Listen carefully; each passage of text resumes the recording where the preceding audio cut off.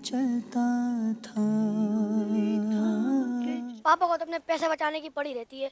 एक छोटी सी विश होती मेरी, अगर पूरी कर देते तो क्या चला जाता। बड़े रेस्टोरेंट में मेरी पार्टी होती और मैं अपने सारे दोस्तों को बुलाता, मेरे रिश्तेदार मुझे महंगे महंगे गिफ्ट देते, कितना मज़ा आता। लेकिन नहीं, घर में मेरा केक काट दिया और हो गई मेरी बर्थडे। तो नहीं कैसे पापा है मेरी बर्थडे पर मेरी छोटी सी विश पूरी नहीं की। भाई मुझसे एक कलर बॉक्स खरीद लें या कम से कम एक बॉल पेन ही खरीदें। नहीं, मुझे ज़रूरत नहीं है। और आप हैं कौन, और ये दोनों कौन है? कौन है आप दोनों? मैं यतीम हूँ। मैं भी यतीम हूँ। यतीम तो मैं भी हूँ। यतीम? ये यतीम क्या होता है? यतीम वो होता है जिसका पेट मेरी तरह खाली होता है और वो लोगों की मोटरसाइकिलों में हवा भरता रहता है। यतीम वो होता है जिसके पैरों में मेरी तरह चप्पल नहीं होती लेकिन वो दूसरों के जूते पॉलिश करता है। यतीम वो होता है जिसको कोई पढ़ाने वाला नहीं होता, फिर भी वो दूसरों को कह रहा होता है कि अपने बच्चों के लिए प्लीज मेरे से किताबें खरीद लें। क्या मतलब? मैं समझा नहीं। क्या गरीब को यतीम कहते हैं? नहीं भाई, गरीब के पास तो सिर्फ पैसे नहीं होते, मगर यतीम के लिए जिंदगी गरीब से भी ज्यादा मुश्किल होती है। बिल्कुल ठीक कहा भाई आपने।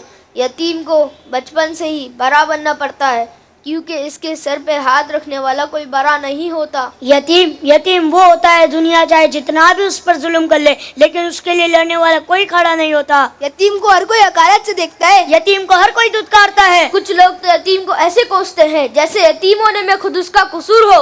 यतीम का सबसे बड़ा कसूर ही ये होता है कि वो यतीम है। अरे भाई, आप लोग क्या कह रहे हैं? मुझे तो कुछ समझ में नहीं आ रहा। मैं तो ये सोच रहा हूँ मेरे पापा ने मेरी विश पूरी क्यों नहीं की। क्या आप बता सकते हैं अगर किसी की कोई विश पूरी ना हो तो उसे कैसा लगता है? ये बात हमसे बेहतर कौन जान सकता है, लेकिन हमें नहीं पता कि अगर किसी की कोई विश पूरी होती है तो उसे कैसा लगता है। हाँ, क्या आप बता सकते हैं कि किसकी विश पूरी हो उसको कैसा लगता है? लो भाई, आप लोगों को तो यही नहीं पता। भाई जाहिर सी बात है, बहुत अच्छा लगता है। मेरी तो जब भी कोई विश पूरी होती है मुझे तो बहुत अच्छा लगता है, लेकिन अभी भी मेरी ऐसी बहुत सारी विशेज हैं जो पूरी नहीं हुई हैं। क्या आप लोगों की ऐसी कोई विश है जो पूरी नहीं हुई हो? हाँ भाई, मेरी भी विश है। मैं चाहता हूँ जो मैं दूसरों को किताबें बेचता हूँ कोई मेरे लिए भी खरीदे। हाँ भाई, मेरी भी एक विश है। मैं चाहता हूँ कि मेरे पैरों में भी चप्पल हो और जब मैं चप्पल पहन के चलूँ तो मुझे महसूस हो कि ज़मीन कितनी नरम लगती है, कितना मज़ा आता है। मेरी भी एक विश है। मैं जानना चाहता हूँ कि जब खाना खा के पेट भर जाता है तो कैसा लगता है, कितना सुकून मिलता है। मैं भी एक बार पेट भर के खाना खाना चाहता हूँ। अरे तो भाई, आप अपने अब्बू से कहिए ना कि वो आपकी विशेष पूरी करेंगे। कि आपके पापा भी मेरे पापा की तरह? ओ भाई, अल्लाह का शुक्र अदा करें कि आपके अब्बू हैं। मेरे तो अब्बू ही नहीं। मेरे भी अब्बू नहीं जिन्हें मैं बता सकूं कि मुझे क्या चाहिए या मेरी विश क्या है। अब्बा जान तो मेरे भी नहीं जिन्हें मैं अपनी ख्वाहिशों का बता सकूं। अरे भाई, इसलिए तो हम यतीम हैं।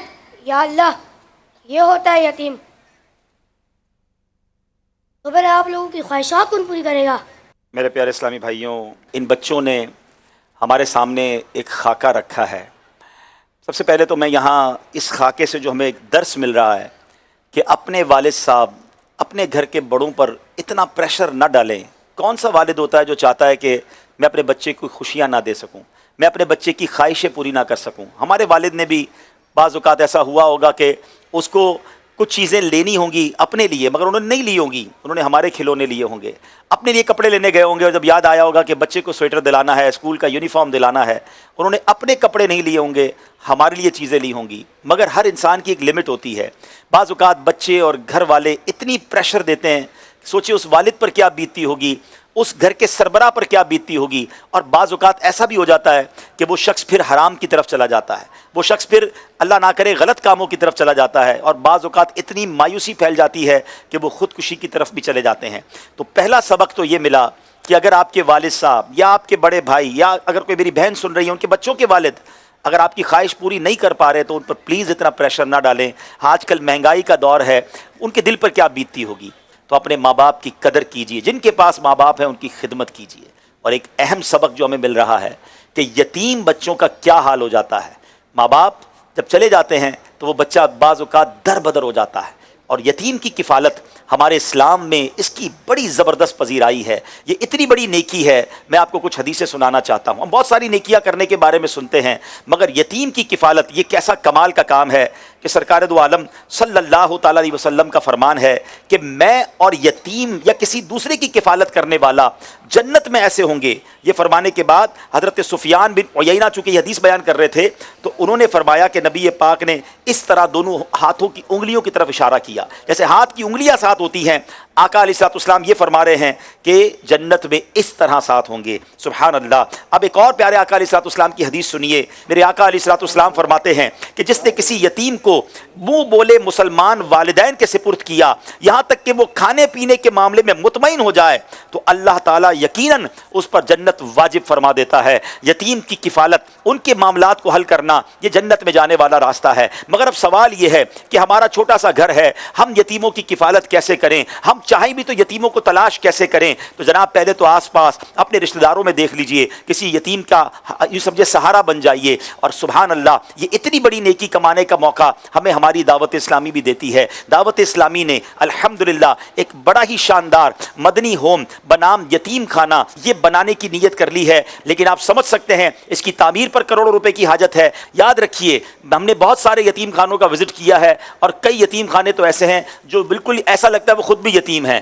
بہت برا حال ہے وہاں یتیموں کے ساتھ. لیکن انشاءاللہ اللہ نے چاہا یہ اس فیلڈ میں ایک یونیک ہماری پیشکش ہوگی، ایک یونیک کاوش ہوگی. آپ دیکھیں گے انشاءاللہ کہ ان بچوں کی لاوارث اور یتیم بچوں کی کفالت بھی ہوگی. ان کو عالم دین بنائیں گے انشاءاللہ، جن کو ہو سکا حافظ قرآن بنائیں گے، ان کو ہنر سکھائیں گے، ان کو انشاءاللہ جابز دلوائیں گے. اللہ نے چاہا ان کی شادیاں ہوں گی. ان بچوں کی کفالت دعوت اسلامی کے ذمہ ہوگی. تو اے میرے پیارے اسلامی بھائیوں، آپ دنیا بھر میں جہاں کہیں ہیں یتیموں کی کفالت کے لیے آگے بڑھیے. یہ صدقہ جاریہ والا کام ہے. ہم سب دنیا سے چلے جائیں گے، یہ ہوم مدنی ہوم باقی رہے گا اور نیکیاں چلتی رہیں گی. اور سبحان اللہ، میں نے اپنی زندگی میں ایک چیز دیکھی ہے کہ دعوت اسلامی جو بھی کام شروع کرتی ہے اس کی پھر ایک برانچ نہیں بنتی ہے، پھر یہ انشاءاللہ سینکڑوں برانچز بنیں گی پورے پاکستان میں انشاءاللہ، اور پھر بیرون ملک میں بھی مدنی ہومز بنیں گے. اور انشاءاللہ ان قریب ہم ترکی میں بھی سیرین یتیم بچوں کے لیے، اب تو ترکی میں بھی بہت سارے بچے یتیم ہو گئے ہوں گے، وہاں بھی ہم یتیم خانہ بنانے کا ارادہ رکھتے ہیں. بہرحال یتیم خانے کے لیے، مدنی ہوم کے لیے اسکرین پر آپ اکاؤنٹ نمبرز دیکھ رہے ہوں گے. جو اس نیکی میں